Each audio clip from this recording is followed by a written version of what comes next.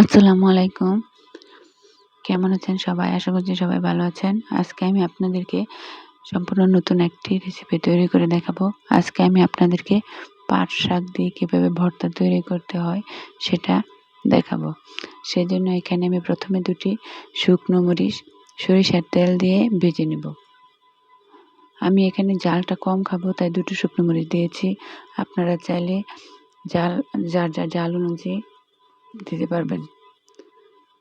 আর এখানে দিয়ে নিচ্ছি আর এখানে আমি যেহেতু পাট শাকের ভর্তা করব তাই পাট শাকটা ভালোভাবে ধুয়ে পানি ঝরিয়ে নিয়েছি। পানি ঝরিয়ে এখানে কড়াইতে অল্প লবণ দিয়ে পাট শাকটা ভালোভাবে সিদ্ধ করে নেব। পাট শাকটা এখানে আমি হাফ সিদ্ধ করব। ঢাকনা দিয়ে ঢেকে এখন সিদ্ধ করে নেব।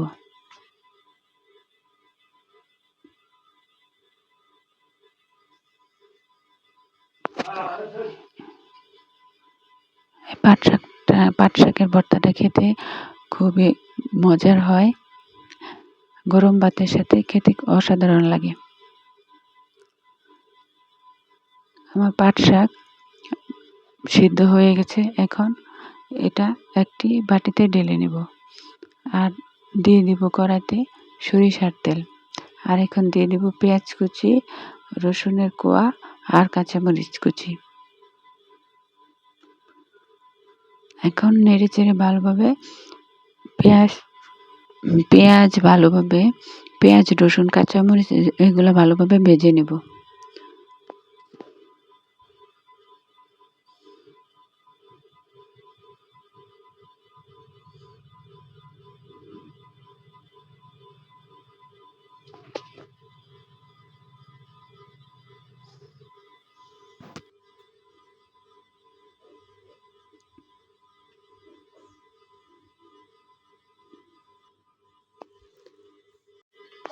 আমার পেঁয়াজ ভাজা হয়ে গেছে। এখন এটাতে সিদ্ধ করা পাট শাক দিয়ে কিছুক্ষণ নেড়ে ছেড়ে একটি প্লেটে উঠিয়ে নেব।